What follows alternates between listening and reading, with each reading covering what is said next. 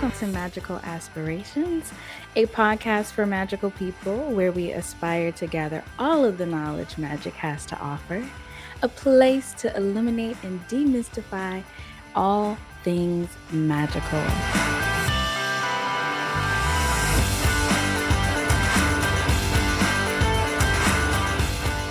Hello, beautiful people. Welcome back to Magical Aspirations. It's Adriana, and of course, I'm joined by Annalisa and Reverend Raven. Caca! Hello!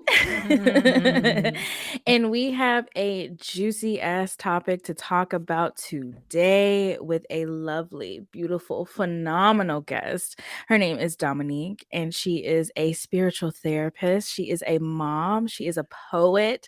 She is a friend. And I'm so excited for her to just give us all the tea, give us all the wisdom, and to, bring us back into reality and to really merge this connection between psychology, healing, and our spirit self. So welcome, Damanique. Thank you so much. I'm so happy to be here. We're excited to have you. Like with all of our guests, we have to start off by asking you, what are your magical aspirations? Oh, I should have known that was coming. My magical aspirations are, I aspire to be myself so fully and powerfully and authentically that my essence inspires other people to want to be themselves. Like my presence alone brings forth peace and healing. Oh, wow. Damn. Love it. Yeah. Okay, I told y'all she was a poet. For real. Wow. Everybody should aspire to that. Like, oh my God, yes. Yeah. Sometimes words aren't needed. The presence alone. Yeah. I shaded that. Well, can I hop in here real quick since I don't know you very well, Damanique? Can you tell us a little bit about your spiritual practices? Sure. So I'm still really honestly trying to figure out what that is. Kind of like, I guess most people on their spiritual journey. Grew up Catholic, and then was Baptist, non-denominational, and just really throughout the years trying to figure out what resonated most with me. And so now it's more so of me looking at things in a more expanded version of that, right? So it's really honoring my roots, but then at the same time, honoring my ancestors, at the same time, recognizing that there are certain things that people really can't put into books, but that are very real. So even as I'm speaking, you can tell I don't really know, but I know based on what my intuition tells me. And so that's my spiritual practice, following my intuition, honoring my ancestors, honoring myself, honoring my purpose, honoring my son, which leads to a very specific and individual path. But I enjoy it here. Eventually. Adriana knows. It took me a while to get to the point of enjoying it, but now I enjoy it. Well, but I think it's listening to you speak, and now when we're recording, there's no video, it's just us audio. I feel like you're already achieving that magical aspiration of wanting your essence to be felt, because all the words aren't needed. You don't really need the words to describe what you're trying to say, because I can feel it. It echoes what I'm trying to accomplish. I'm someone who, same thing like you, came from a Catholic background, and figuring out a way to not be angry with that, but then also incorporate it in what my magical practices are now, because it's still a part of who I am. And that is such a big struggle that I have really tried to fight over the last many years. It's hard to put it together. And it's like honoring that tradition, but also honoring yourself and knowing that's not where you are. But it served its purpose. I feel like for me, it served its purpose. And now it's like a good foundation. Yes. And now we get to morph it into something different. Exactly. Okay. So I didn't know when I was going to bring this up in the conversation, but about a year ago, I gave Damanique a message about this moth. I was working at a greenhouse and I saw this beautiful lunar moth, the big like lime green one with like the pretty tails and all of that. And that moth came and visited me again in my dreams last night. And that's the part that I was focused on in the dream, was about the transformation from caterpillar to moth. Like I saw the whole process in the dream, and there was this emphasis on the sensitivity about like the sensitivity of moths' wings that like butterflies too. When they first come out of the cocoon, their little wings are so tender, and like any little touch can kind of change how their wings are going to settle and heal. And I don't know what message that's supposed to be, but that's again for you, Damanique. So take with it what you will. Oh, that is amazing and beautiful. And, you know, as you were speaking, I just realized I actually have in my bathroom, my bath mats have lunar moths on them. Shut up. And I bought Wow, there you go. a year. So I'm just like, oh, wow. That's an important Wow. messenger for you. So because I don't see them ever. The first time ever that I saw that lunar moth a year ago was the message that I gave to you, and then this one in my dreams. So take that guardian with you everywhere. Oh, that's beautiful. Okay, I'm gonna Wait. sit on that. But thank you for sharing that. I love welcome. that. I Yeah. love that. I'm And I feel the same person that I was. So I can definitely, like can you feel the transformation? I feel like I'm more confident now. Your voice sounds Most different. definitely. And I noted that in our conversation that, or Adriana and Becky had with Miss K. She is such a beautifully, like, you can feel her, like the cadence of her voice is different, and she carries herself different. And snaps for the transformation, my lady. Yeah. Yes. And so then, since we've already gone down that rabbit hole of talking about moss, I think it's a good jumping off point to talk about the transition from a caterpillar to a moth or a butterfly. We always think about what a beautiful thing it is, you know, once it finishes its transformation. But, you know, whenever it is going through that transformation, it literally turns to goo. And I think that's a lesson for us to not be afraid or ashamed to be a mess of fucking goo while we're going through that Do not fear the transformation. goo. Yeah. So Put it on a t-shirt. We Yeah. don't have to be like, you know, have it all figured out. We don't have to be that beautiful moth or butterfly finished with its transformation, because we are all always transforming. Ashe. The beautiful thing about that, though, is you'll help more people in the messy middle than you will after you've become whatever it is, right? So when we see a friend Yeah. who is struggling, actually, I was just talking to one of my friends and he is going through it, but like him still being able to speak life and support me, I was like, wow, like this is powerful. Not because you haven't arrived, like you're actually depressed, and it's December, so a lot of people are depressed around this time. Right. But look how powerful that you are, that you can speak life to me in the midst of your darkness. Like that was so inspirational to me, and that was much more potent than someone who has it all together. Yes. That's a good Absolutely. Yeah. I found that when I was doing more like one-on-one coaching, that people would come to me, or no, what would happen is they would be interested and then they'd pull back.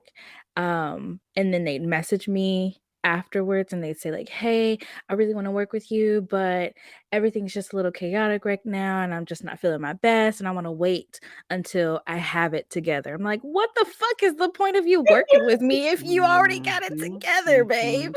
Right, right. Like it's okay, like I don't need you to come with everything figured out. I want you to be able to have a space where you can be the goo.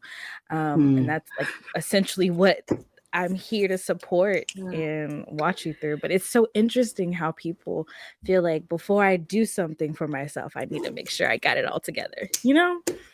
But it makes sense. And I have the same thing. And people are like, they come to therapy and it's like, they think, oh my goodness, I know you're a therapist, but my anxiety or my depression, my trauma. And it's like, like respectfully, like you're special, but unfortunately you're not special in that way. Like we all have anxiety, we all have trauma of some sort. Like, and I think that's why us being the goo and showing people that we're the goo is so important, because a lot of my clients are like, oh my gosh, like my anxiety is just so out of control and nobody will ever understand. They're ashamed to tell me. And then it's like, oh, okay, well, that happens because of this and this, and there are some values and beliefs that are misaligned here. And then it's like they think it's going to take years and years, and it's like, oh, it was months, and you feel better. It was weeks for somebody, and you feel better. But that's because people don't recognize everybody is literally trying to figure it out. Everybody. Literally. Every single Yeah. person, every single person. Oh my God, the vulnerability pants. We've talked about like hiking those pants like up to underneath your boobies, because like you really have to sometimes. I've just recently embarked on my own new journey with a new therapist and all of that. And I find myself doing exactly what y'all are talking about like she'll be talking about things and I'm like, yeah, no, I know exactly what that is. Like I'm super emotionally mature. But then like also having to be like, I came here for a reason because I need you to teach me something.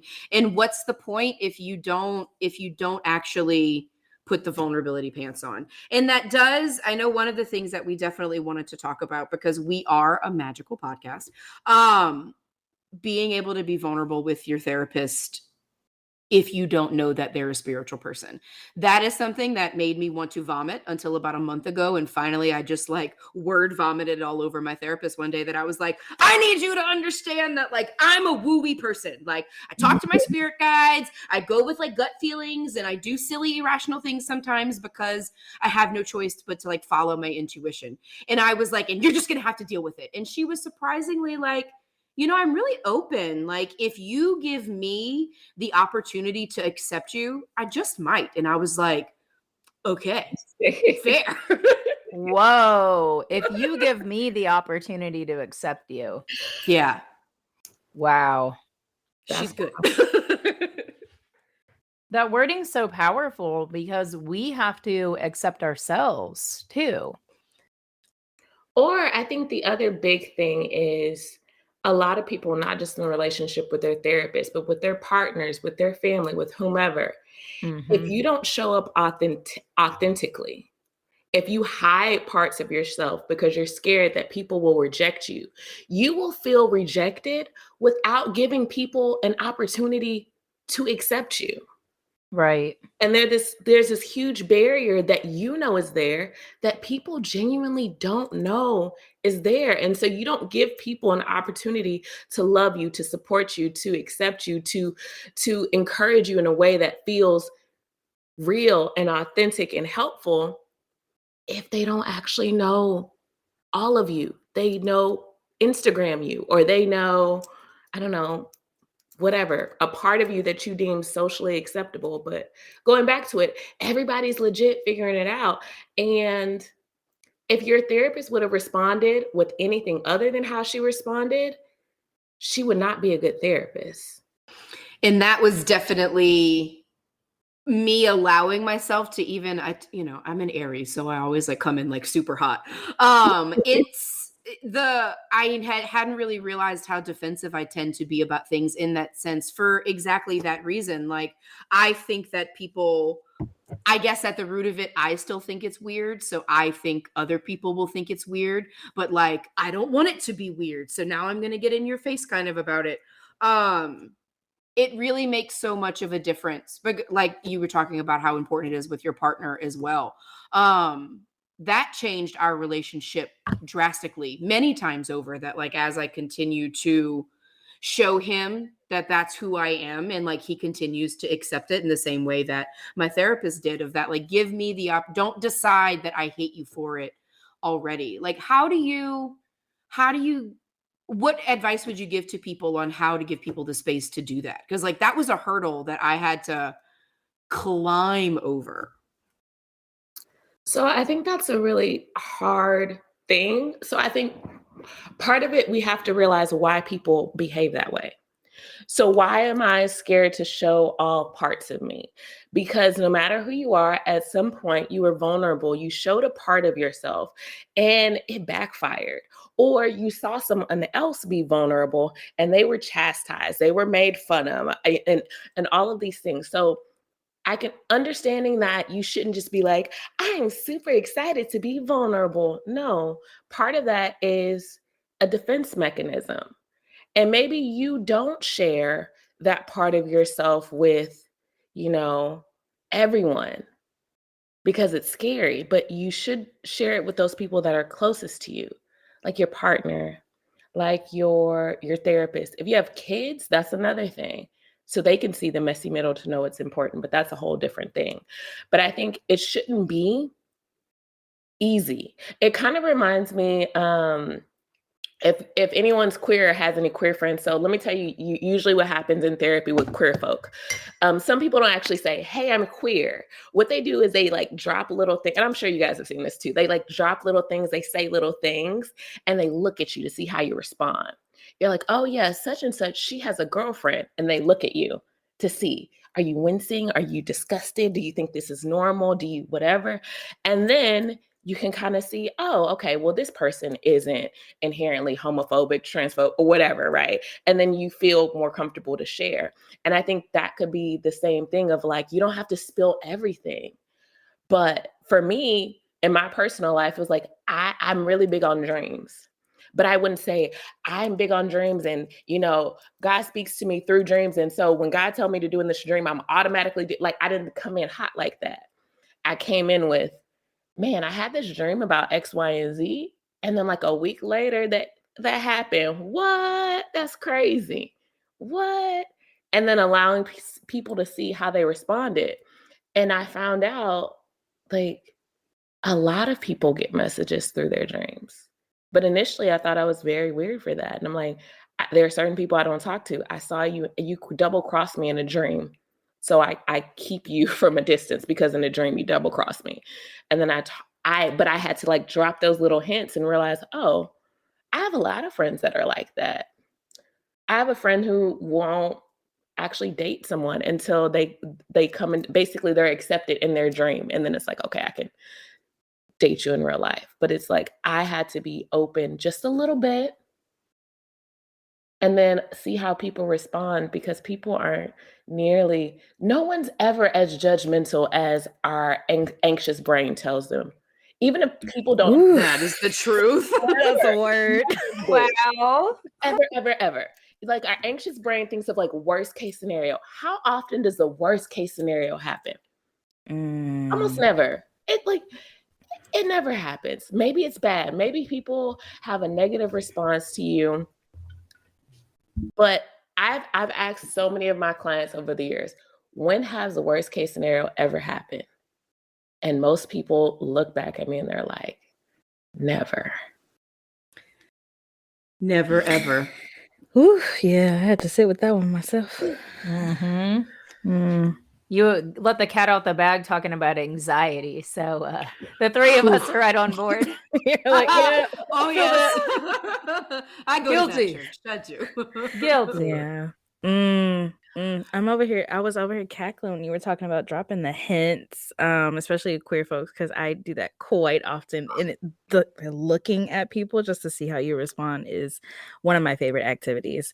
So I'm wondering how, I'm trying to see how to word this. When people come to you, like new clients come to you who have kind of this like bad therapist wound, how do you help them, or what can they do to improve that wound within themselves? Oh, that's a good question.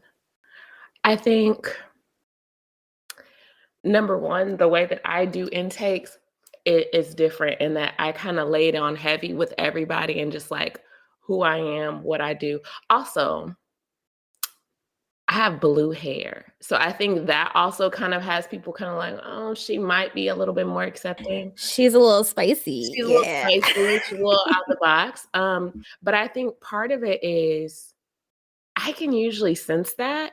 and I don't personalize it. So it's like, I've had people to where it's like, I feel like you're explaining yourself really well, but I'm missing something. And to me, that might mean that there's something that you're holding back. And I understand that you're holding back. And I'm not saying that you have to share right in this moment because you don't know me. But eventually I'm gonna have to kind of know what the missing pieces are to help you. And if you're not gonna tell me what that is, fine, we don't have to do that. But can you tell me why you're a little bit hesitant to share that? And then usually that's when it'll come out. Well, my last therapist this, or I have a lot of clients that are like, well, I just don't want you to have to tell anybody. And it's like, okay, well, there are confidentiality things. Like I can't talk to anybody else. If you did something legal, like I can't be like, oh my gosh, this person's smoking pot. Like I'm not, and I guess that's illegal depending on where you are. But it's like, I'm not going to tell your secrets. But a lot of times people think if they've ever gone to counseling when they were a kid, and then that therapist talked to their parent, they think a therapist is just going to blab and like ruin things. And it's like, well, when you're a kid and you're in therapy, the therapist has to talk to your parent because you're a minor. When you're an adult, I can't talk to anybody unless you're in a psychiatric crisis. And that's literally just enough to tell somebody, hey, this person needs help, which in the 12 years I've been doing this, I can count on one hand the amount of times that's happened. Ooh, yeah, you hit it on the nail with that, especially the kid thing. I think that I was one of those people who my confidant, my guidance counselor, who I don't even know if they're legally bound to keep things confidential. Anyway, that's a side note. They're not. But okay, that's fair. Had that experience, and she told my parents, and my parents like had this whole this reaction that I was not anticipating, because here I am like exposing something that's super vulnerable, and I'm expressing like my deep things that I don't even have the confidence to write in my journal. And then you had the nerve to tell my parents, who are then having a reaction, and they almost felt betrayed. I think that's how I would describe what they were expressing. And the toll that took, I did not really understand until I went to group therapy in college. And I was like, damn, I don't trust none of you hoes. And I'm going to just stay in my corner and not say shit. But the therapist called me out each and every session because she was like, why aren't you contributing? I'm like, I don't know. And it was so it was like a visceral physical reaction that I was having to expose myself in this setting. But I needed to break that mold. And once I did, it was just like each and every session from here on out, I'm like, yeah, so this and happened, and then I got this going on. And like, it was just free flowing. But that initial breaking of a thought pattern and belief system that I'd had up till then was so heavy, so fucking heavy. So I appreciate you for being one of the ones who is like, you know what? I see your ass. We ain't gonna have to talk about it today, but we're gonna talk about it.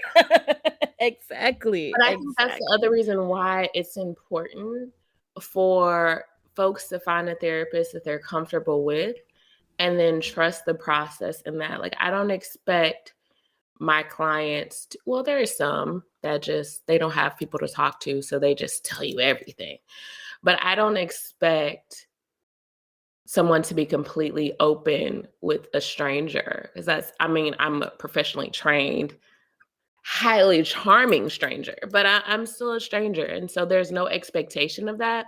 And I think that's why it's also important for you to have the conversations with your therapist about what progress is supposed to look like. Because I have one client, and I could tell she was like struggling to express herself. And it's like, hey, so it almost appears like you're getting frustrated with yourself. I'm not sure. That's there's something on your face, but just in case that's what's happening, I want to let you know, culturally, in your family and in your heritage, y'all don't talk about emotions.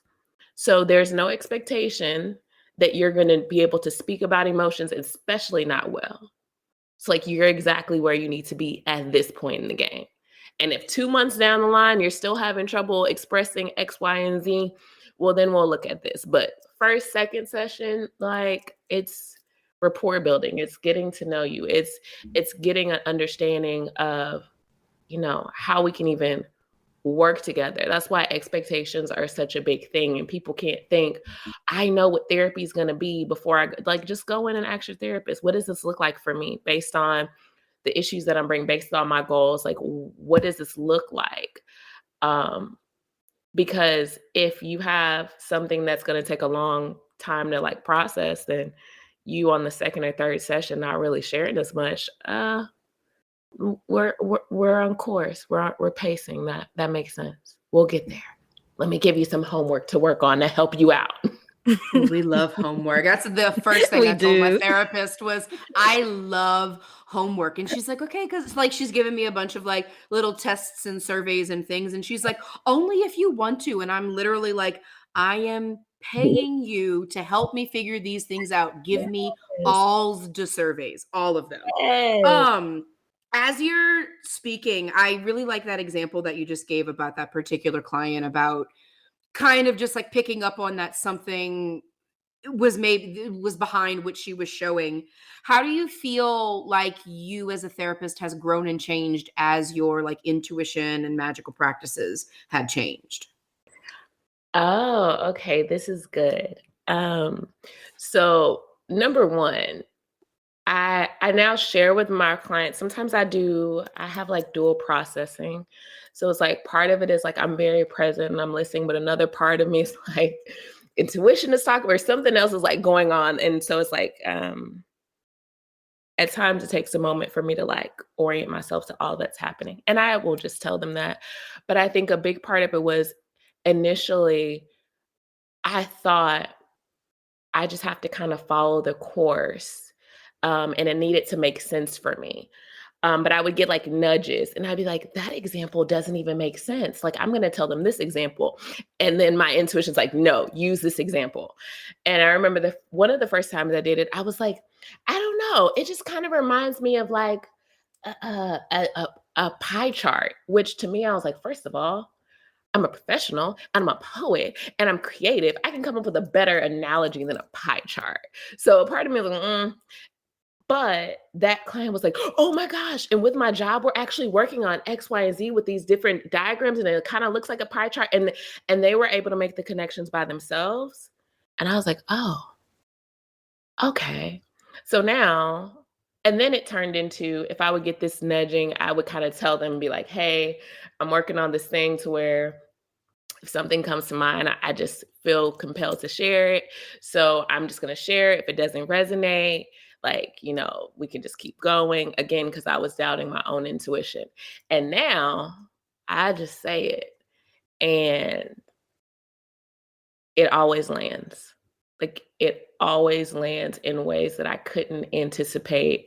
And me listening to my intuition, I've literally like referenced songs and they're like, oh my gosh, that was my favorite song when I was a kid. Or I reference, you know, a saying and they're like, my grandma used to tell me that. And I'm like, oh, well, now you're going to listen to me, right? Because maybe you wouldn't talk to Damanique the therapist, but if I remind you of something that your grandmother said and you honor your grandmother, then you can honor this process, even though it feels uncomfortable. So for me, it was the stronger I got in my own spiritual practice and allowing me to be more intuitive was powerful for my clients. And it allowed me to not have to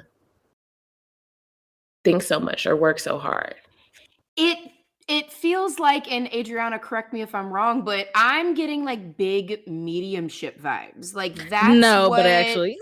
Yeah. like, do you do any mediumship work?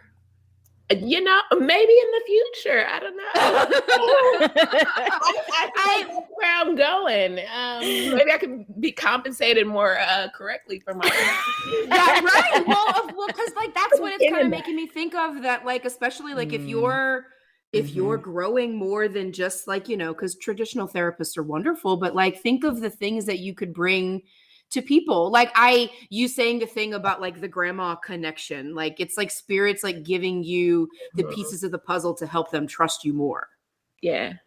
It's Ooh, really, that's cool. it's super cool. And yeah, you're right. So eventually I will move more into spiritual practice. I think at this point, I'm really enjoying where I am and learning different things, but it definitely at times feels like mediumship. I think Adrienne and I sent you a picture one time. I had this dragonfly laying outside my window. And so I'm like, okay, so I love dragonflies. I actually love the story of a dragonfly more than butterfly. We'll talk about that if we have time later. But see this dragonfly and I'm like, oh my gosh, it's so beautiful, but it's like a black dragon. I'm like, okay, but I'm in session. Also, my clients know that I love insects and birds. So they're used to, if I see something outside of my window, they just know. I don't know what they think. I'm like the crazy bird lady. I don't know, but they're all used to it. So I'm just like, oh my gosh, there was a crow outside my window. And they're like, oh, okay, whatever. So I saw this dragonfly. And then my client had previously talked about like grief of his cousin, but he'd really just been more focused on work, which that's what a lot of people do. Like it makes sense to like focus on whatever's like the present thing. But I saw the dragonfly and then we started talking about his loved one that passed away. And I don't really remember what I said. I just know that a grown man, was like crying. And at the end of the session, he was grateful. And I was like, and then at the end of the session, the dragonfly flew away. And I was like, oh, I thought you were coming here for me. You weren't here for me. You were here for him. Okay. Oh my God. I love that. That's so beautiful. The fact that you have stepped into that space as a therapist is just like, oh my God. We need more. Like, can we just copy and paste this across the fucking world, please? Because how amazing and how much more seen would not only the therapist, but also the client feel if they're able to just like break this mold and have all of these connections and synchronicities and all the things. And it's 11:11 right now, my time. So like, yeah, okay, spirit, heard. See, okay, cool. But cool, I think cool. part of that is it's important to let your therapist know what your beliefs are. And because the way that we are trained, I can't tell somebody to go do what my spiritual practices are. That's unethical. Right. So right. I can't do that. I can't do that. Now, sometimes people can drop hints and then I can kind of lead on that. But like if someone tells me when I feel distressed, I pray. Okay, bet. So then I can lean in on that and I can kind of expand that or what type of prayers or like talk to one of my clients and she's like, well, I'm always in my head. And I was like, well, you know that there are different type of prayers. Like, have you tried writing your prayers or doing walking prayers or when do you pray the most and it feels the most potent? Is it when you just wake up? Is it when you're about like, and we were able to explore that, but that's because my client said, that prayer is something that's important to her. I can't come in and say, hey, you need to pray. And we also know how damaging that is for a lot of people because a lot of people don't even believe in mental health. So that could be really, really damaging for a therapist to be like, oh, you're stressed, you're depressed, you just need to pray about it. Fair. Very fair. Mm-hmm. That would turn me off in a minute. Mm-hmm. Yep. So that checks out. So it's like you have to express what it is that's helpful for you so we can at least know. And if you don't know that, it's okay. But it's like a therapist can only help you as much as we know. And it's like some people, their spiritual life is at the forefront, kind of like me. Like if I'm not doing my things, I could feel it. Yeah. But for some people, that's not at the forefront of their life and they don't even they don't even consider that. And so it's like you kind of have to let your therapist know, even if you don't feel comfortable with specific practices, letting your therapist know, is that important for you in your day-to-day life? and then we can move accordingly. But I had one client to whom I was just like, well, okay. And I felt like we were so stuck. We were so stuck. And I was like, okay, you haven't always been this stressed and depressed. So let's run it back. Let's run it back to when you were okay. What were you doing? She was like, I was working out. I was like, okay, great. What else were you doing? What else? And it was like me prying, because at this point, it was like 6 or 7 sessions in, and I'm like, this person is stuck and I don't know why. Like, I'm missing something, and we're going to figure it out today, because I am, like I tell my clients, I'm a woman of excellence. I am excellent at my job. So I need to figure out what's going on so that I can be in alignment with who I am, and so that you could have peace, joy, and happiness, because you're worthy of that. So I'm like digging. And then we come upon, it's like, what else did you do? I had an altar. You had an altar. And then ding, ding, ding, ding, ding. I was like, oh my gosh, she does have a Haitian grandmother. Oh, so then her having an altar, that makes a lot of sense. And so because she told me that, I wasn't able to say, this is what you need to make on your altar, but I was able to help guide her in that and be like, hey, if you're returning back to this practice, what do you think will be helpful? Where do you think you can go? Who do you think you can consult? Do you know a store that you can go to? Do you have items in your home? What does that look like? How do you help yourself to stay committed to this practice? What did you do before? What could you bring back? And it's like, that conversation would have never happened because I couldn't ever tell someone, hey, so I can't figure out anything else, so just go make an altar. But that's what she needed. And she made drastic progress after that. Her anxiety did a drastic drop because that's what her spirit needed. But I wouldn't have known that unless she told me that. That's a good point. And it's making me think about what this process has looked for you, because we talked about how clients can, help to make this reality for them. But how did you make this transition? What was that process for you to switch from maybe not incorporating your whole spiritual, intuitive self to now bringing it into each and every one of your sessions?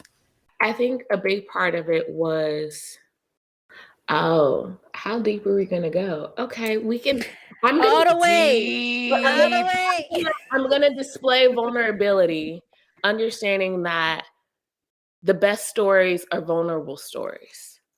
And they're the most powerful and impactful.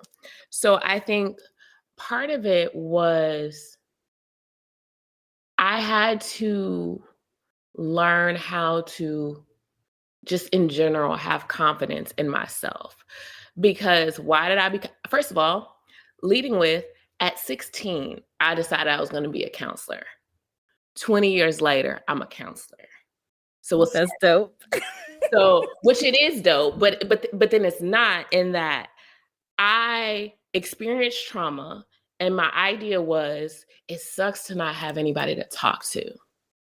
And so I am going to ensure that people have somebody to talk to.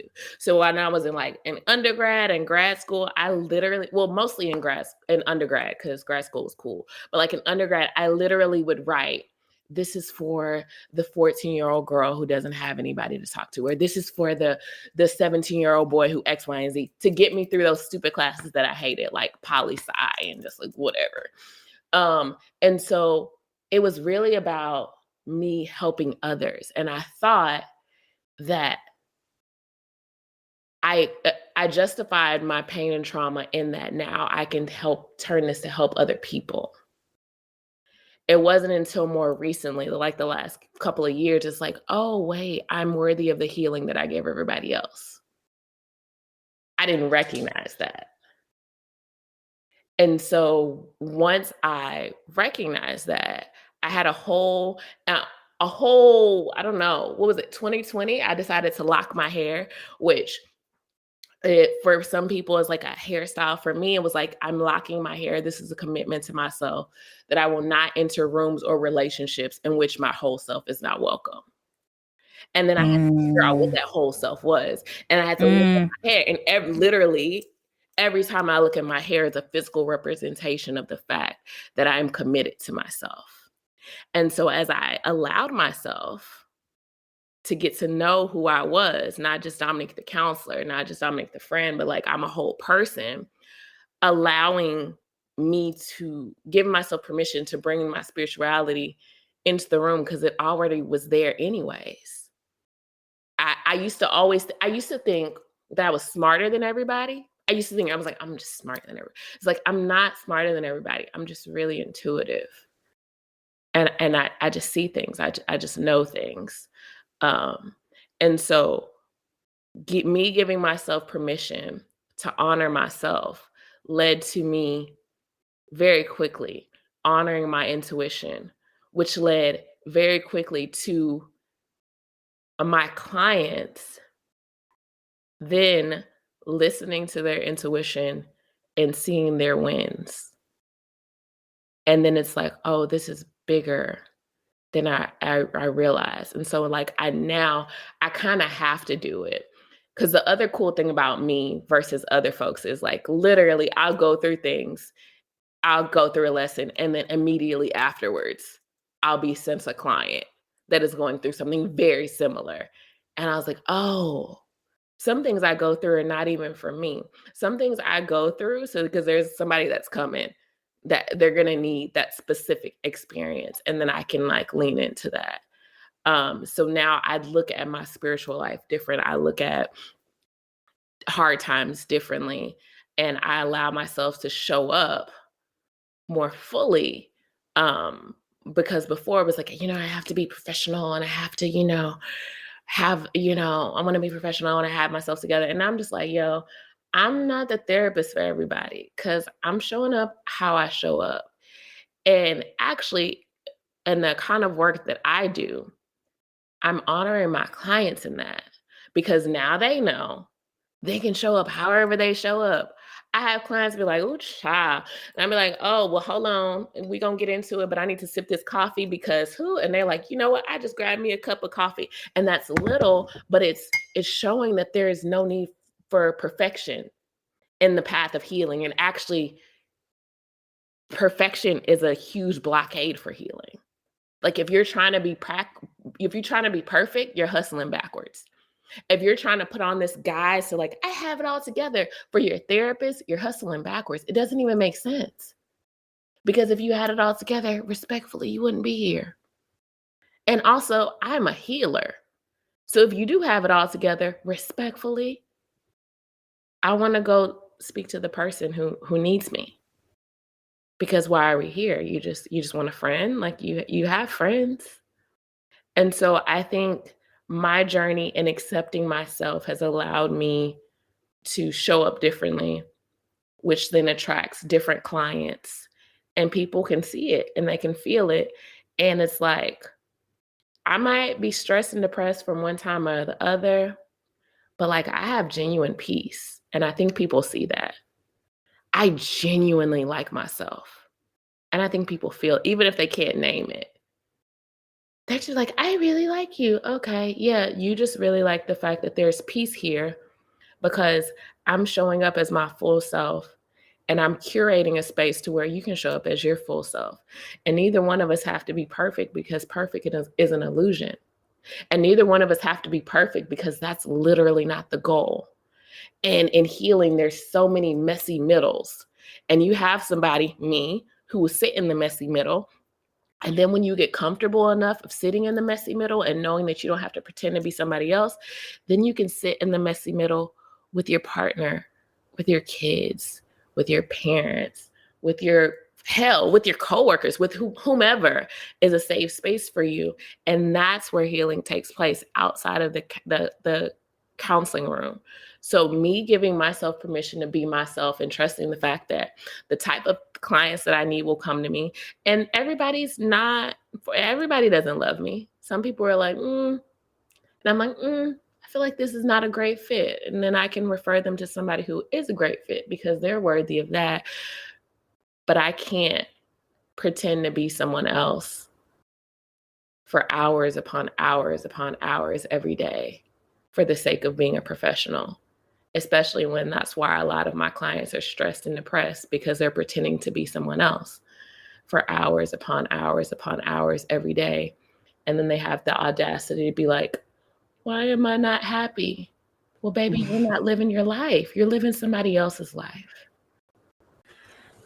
I think that's really, really powerful. I love when this happens when we interview people that our interviewees will like get on a really good go and I forget that it's a conversation. Like I'm listening so intently. That happens quite frequently. And it's just, God, there were so many things I wrote down in that. But the thing that like is really reverberating really hard is about like the it's okay if it doesn't work relationship. I think that's important in magical practices and therapy, in life in general. Like, I think that's where so much unrest in people comes from, is that they're upset in situations that they think that they can't change or end, but they definitely can. Like, there's no harm or shame in changing course. Like, if it's not right, it's not right. And it's okay that like you didn't know that from the beginning. Like with I think of my own therapy journey, and like I keep telling my therapist every week, I'm like, she's like, are we good? And I'm like, well, I came back, but ask me again next week. And like, that's our actual course of action, is that if there is ever a point where I don't want to come back, then she's going to maybe direct it where we'll change some things, or like, you know, maybe direct me to somebody different. Like there's no shame in hunting. A very good friend of mine has gone through, and it's got to be in like the 20s or 30s different therapists for her to find the right one, but she finally has. Like, it's important to remember that.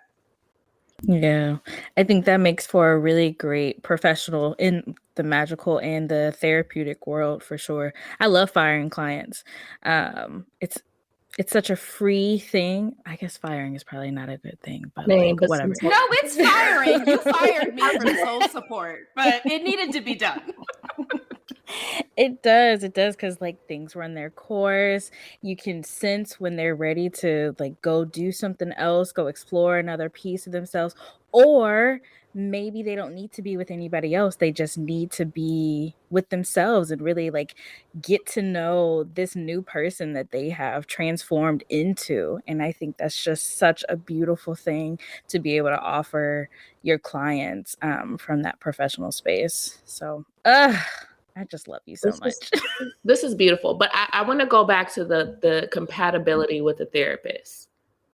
The other part of it is, if someone is used to not getting their needs met, after a while, you don't express what your needs are. So yes, shop around for a therapist, but also be aware of what's going on with you when you're with your therapist, and being able to communicate that as well. So like, I work with a lot of clients that have anxiety, and I tell them, I'm like, yo, I got a lot of stuff. I have like plants. I have like a lot of stuff on my desk. I'm like, if you ever feel too overwhelmed and you need a break, ask me to see something on my desk. I have like cool stuff on my desk. I'll show you something on my desk. And then, but it's still on them to say, hey, I'm ready to talk about that, but not right now. Or we can't talk about that, but can you see me one? And I'd be like, sure, here's my aloe, or here's my little owl, here's my little this. Like, we can do that. And so it's like, yes, find the right therapist, but also recognize that very rarely, if ever, do our needs get met if we are, number one, not aware of our needs, and number two, do not communicate our needs. Because everybody is operating based on what feels right, what feels good for them. So when I am distressed, I want to be supported in one way that feels, I'm a person, I love hugs. I love like physical touch is my number one love language.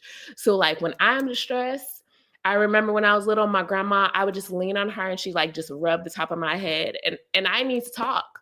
I needed nothing more than to lay on my grandmother. Peace.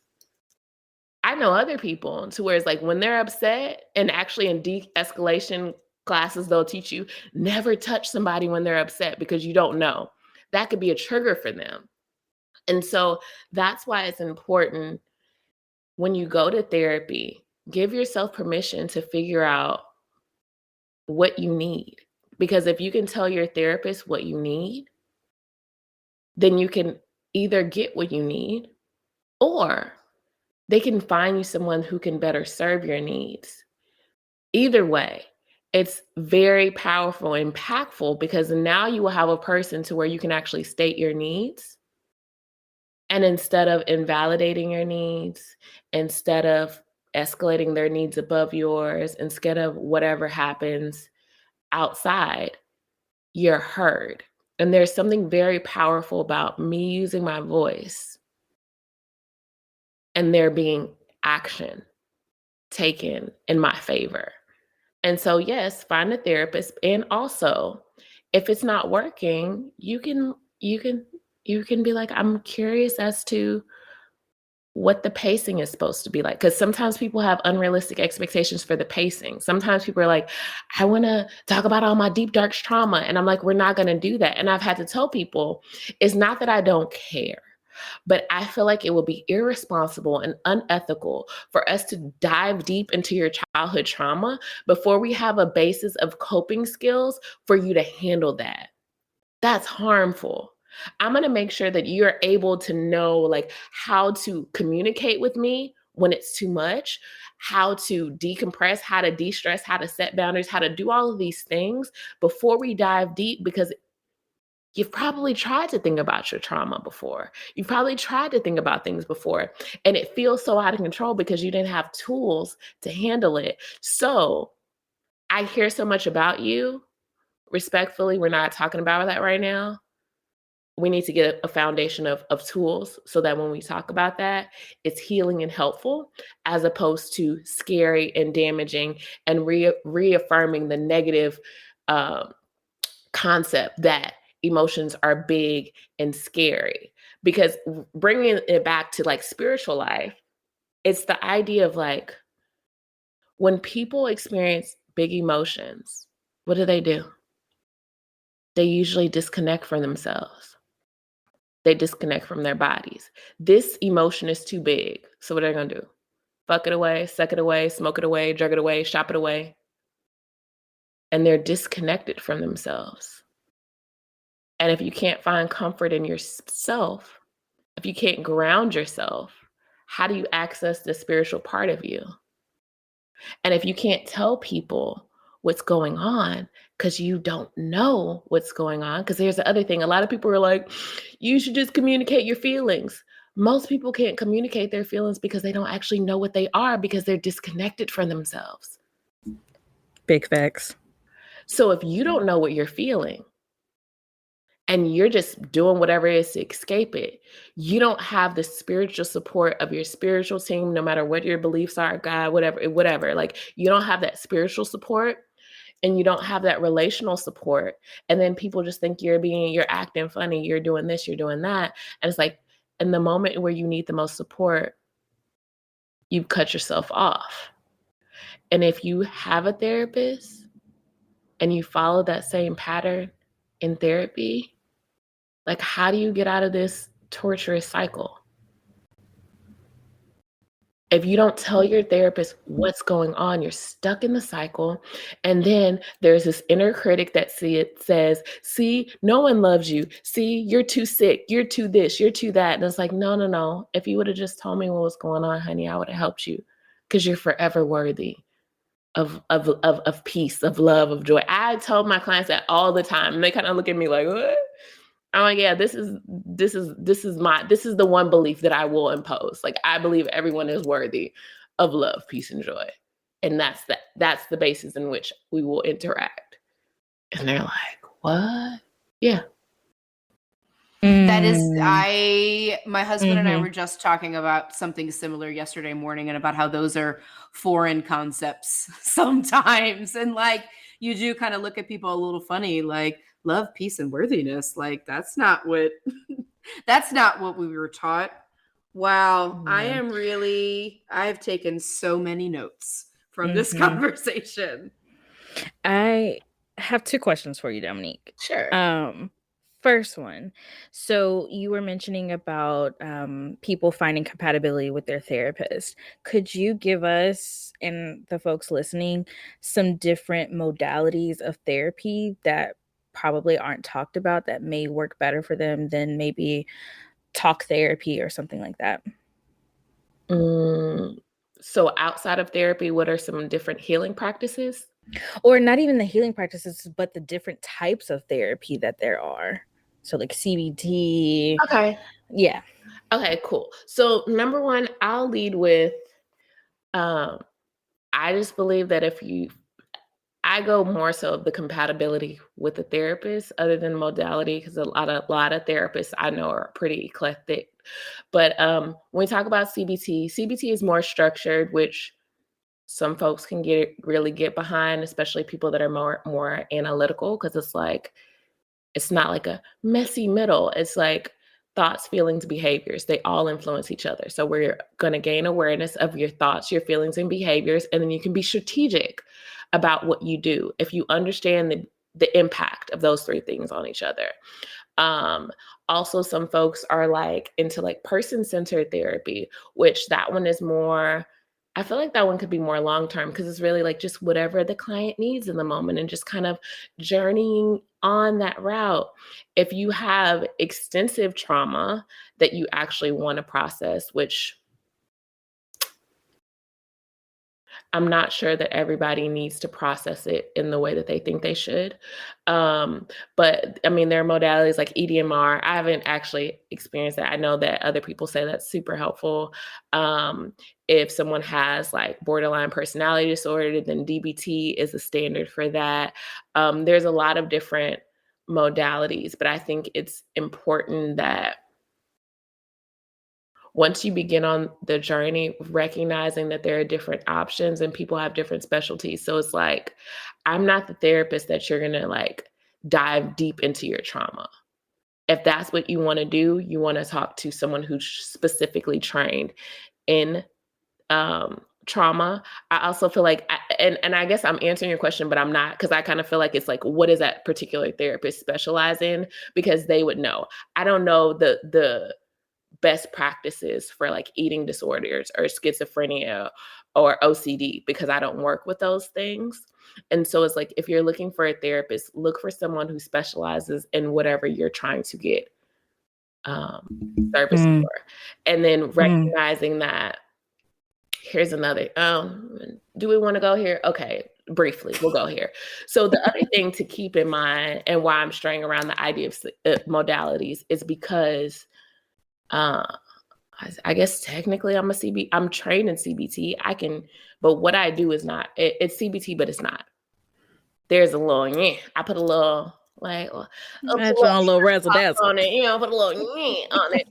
But part of that is when we look at through insurances, if you're using insurance, then usually the insurance will only pay the therapist if they're using a quote unquote evidence-based practice. So we look at what are the evidence-based practices. Whatever practices can actually get money to get research to support those. So we have to think about what kind of practices are the ones that can get research for. So it's like what I do, and I'm just like, yo, sometimes for some of my clients, and they know it, like I do therapy a little bit. I'm like, it's totally intuition led. Like, I'm gonna follow my intuition. You're gonna follow your intuition. We're gonna listen. We're gonna feel the vibes. We're gonna figure out, like, that's not an evidence-based practice, because who has the money? And as a spiritualist, I have no interest in proving that my spirituality works to a system that has systematically been harmful to people who have any other beliefs other than the quote unquote status quo. Yes. So it's like, Yes. I wouldn't have an evidence-based practice.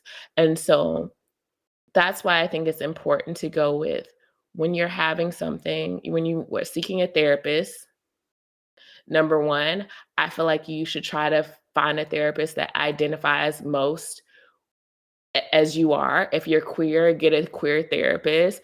If you're Black, get a Black therapist. If you're a woman, get a woman therapist. If you're, like, not saying that other people can't serve, but I think if you're hesitant about therapy, a guy talking to another guy might be more comfortable. If I'm hesitant to go to therapy, well, if I know this person is, they're aware of, my culture, maybe it might make it a little bit easier, right? So it's like, if you want a therapist, I really feel like it's like, feel the vibes. I don't know. That's not a very clinical thing to say, but like thinking about, who do you feel comfortable with? Do you like that person? Do you trust that person? Do they work with whatever it is you're going to go seek counseling from? Because I work with a lot of folks with anxiety and depression. Because I've done that for so long, yeah, I know CBT and I'm familiar with like DBT and I'm familiar with all these different modalities.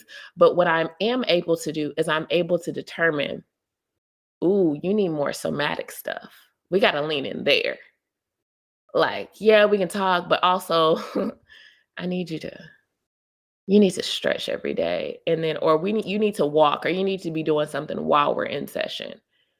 I have some clients, I'm like, I think we just need to be heavy on like visualizations, or we need to be heavy on writing, or we need to be heavy on whatever, based on who they are, because my expertise is within working with folks, I don't know, like teenagers to like 40 with anxiety, depression, imposter syndrome, people who want to figure out who they are. I'm that girl. And so anybody within that realm, I can help, and I'm privy to the different things. So I think it's more so of identifying who you feel comfortable with and who has the expertise. Oh, you're a wealth of knowledge, woman. And my final question for you is, so being in the spiritual realm, being a reader, we come across a lot of shit. People tell us a lot of shit, and we expose a lot of shit. So that means that there is a lot of things that may be triggered both in the reader and the client. So I'm wondering, how can readers, psychics, mediums, spiritual practitioners be safer in their practices, with clients, with, discussing sensitive topics? Okay, I love that. I think the big thing is to recognize, no matter what your gift is, literally everyone and everything needs protection. And everyone needs to know what they can and cannot handle. And so I think protection work, cleansing work, also, even for me, I'm figuring out different things that I need. I wear like protection jewelry. I just bought a water fountain to go into my office because I need that water. But I think part of it is paying attention to, what are those sessions? What are those topics that really, really drain you? What is that? Because you need to know what it is. And everybody has their own specific things. And then once you know, okay, this is very hard for me, you can then look at, do I need to kind of tailor what I do and maybe not work with people that, whatever, do I need to divine before I meet with certain people and change the criteria of who I see? Because everybody's not supposed to serve everybody. Or if that certain type of client comes up, for you to really be heavy on the self-love, on the self-care, on the rituals, on the spiritual practices, actually having a ritual.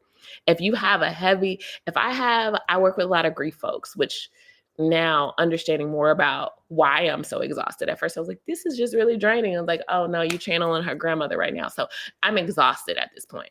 So what do I need to do? It's not the same. I'm going to have to, for me, it's take a spiritual bath. I'm going to have to lay in the grass for 30 minutes. I'm going to have to do the things that help me, but like really, really heavy on it. And also determine, again, if you can kind of screen out those certain things, because it's like, we talked about like firing clients, but it's like, if you're a healer, in order for you to be a healer, you have to take care of your own health, right? So if I keep giving readings to a certain person and I am, for whatever reason, like, you need to figure out what that is and protect yourself accordingly and understand that there is power in taking care of yourself. And when you honor yourself in that way, you honor your purpose. And so again, for me, it's out nature, protective jewelry, water, being mindful of what I eat sometimes. But I think whatever spiritual practices that you have, that should generalize to every part of your life. And when you feel exhausted, super anxious, super drained, super whatever, that's a sign that you need to rest and reflect. Absolutely. Absolutely. And then that's very good for us, but how do we be safe for our clients who are sharing those things? Even, like, let's say for me, I do a lot of death work. And while draining, it still is something I'm very passionate about. But how do I make sure that I'm not harming my clients by the things I say or anything? Is there a training I should do, or just like those kind of things too? I think the big thing, number one, is to ask, are you harming your clients? And be real with yourself. Mm, Also, mm, another thing mhm, is that people have to recognize, and I have to do this a lot, when I'm saying something, am I saying it because it's helpful and impactful to my client? Or am I saying something because their emotions stirred up an emotion within me? And so mm, I'm saying something because it's like, oh, this is too much for me. And your emotions are too big for me in this moment. And so what I'm going to do is I'm going to say something to like make myself to feel safe. mm, And mm, that anytime you do that, that is harmful. Anytime I speak or shut something down or whatever because I feel uncomfortable, that's harmful. So there's this really cool, I like it. Brene Brown has this cute little cartoon video and she talks about like empathy. And I like it because it highlights the fact is like, when people are going through stuff, there's literally no right thing to say. So fair. it's like, why are you putting emphasis on yourself to like say the right things? It's more impactful to just be like, my intention, and to set intentions about what you're trying to do. What's your intention? Is your intention is, I just want to say all the right things to help them. I just want to take away their pain. What Mm, is that?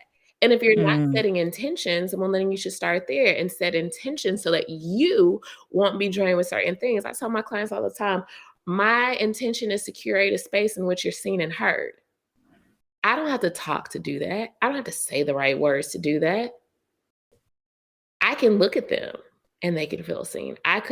mm, Ooh, I could put my hand on my chest as a way to calm myself, not speak. I can calm myself, put my hand on my chest and look at them. And even that is honoring my clients because it's like I'm allowing you to have this moment, but also something that you said struck me in such a way that I need to calm myself. And because I'm putting my hand up to calm myself, I hope that you recognize that this is overwhelming in this moment, but I'm in this moment with you. What are you mm, say? I think that's a big part of it is like, what are your spiritual beliefs when it comes to serving other people? I don't believe that I'm supposed to have all the answers. I don't believe that I'm supposed mm, to say the right things. What I do believe is I have good intentions.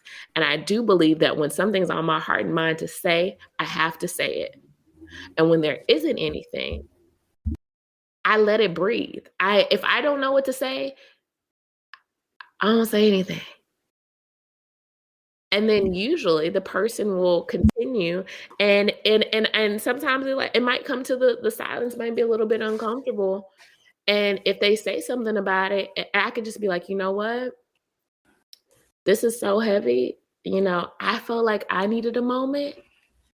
And because I feel like I needed a moment, and this is your life, I thought you needed a moment too. And I just want to honor the fact that me being here for you doesn't always mean me having words, because the pain that you're experiencing is beyond my comprehension. But I'm here. Mm, mm, mm-hmm, mm-hmm. You named so many. I know.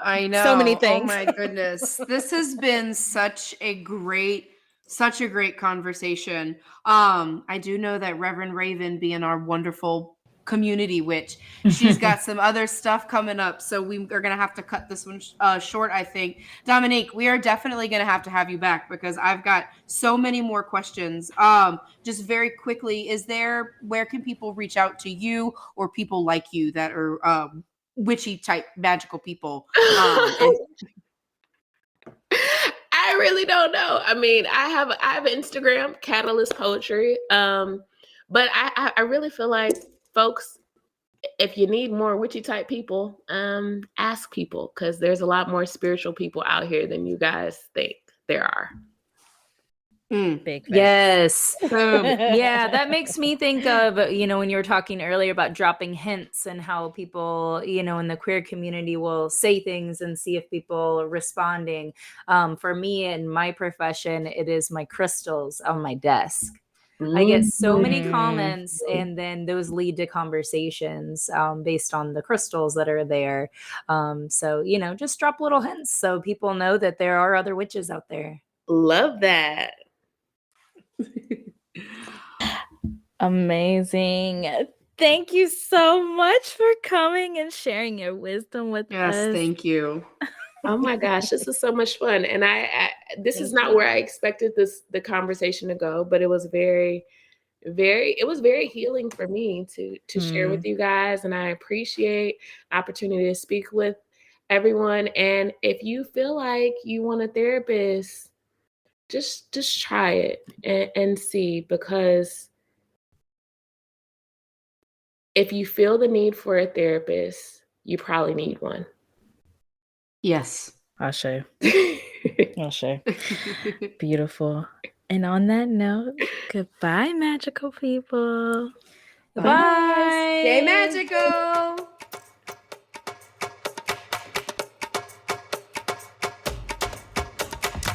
Thank you for tuning in to this week's episode of Magical Aspirations.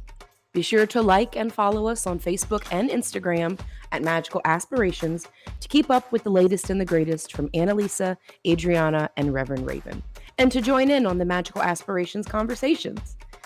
Come check out our website, magicalaspirations.com, to find bonuses from our guests, our Magical Aspirations blog, and to reach out to our magical hosts with questions, comments, reviews, or ideas for future episodes.